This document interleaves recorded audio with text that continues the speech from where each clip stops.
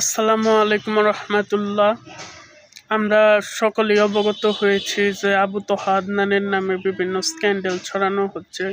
এটা মূলতই সত্য কিনা আমরা ঠিক জানি না, তবে একজনের সম্পর্কে ভালো ধারণা রাখাই উত্তম।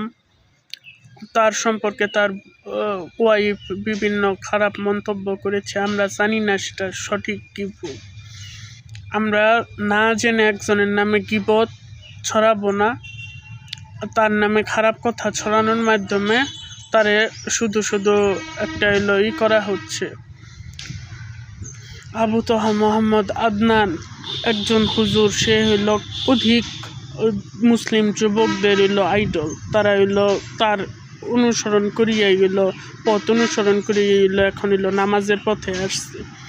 তার নামে অধিক মানুষ অনেক খারাপ মন্তব্য করবে। ভবিষ্যতেও আরও এই ওয়াজ মাহফিলে যারা বক্তব্য করে বিভিন্ন মানুষের নামে অতীতেও হয়েছে, ভবিষ্যতেও হবে, এইগুলা কান দেওয়া যাবে না। আবু তোহা মোহাম্মদ আদনান হুজুর একজন ভালো মন মানসিকতার লোক। তার ওয়াইফ হয়তো বা কোনো একটা ভুল তথ্য পাইয়া সে করছে। দ্বিতীয়বার তার বিভিন্ন মানুষ বিভিন্নভাবে ফুসলানো হচ্ছে, সেই জন্য তার এরকম আমরা কেউ আবু তোহা মোহাম্মদ আদনান হুজুরের নামে খারাপ মন্তব্য করব না। আসসালামু আলাইকুম।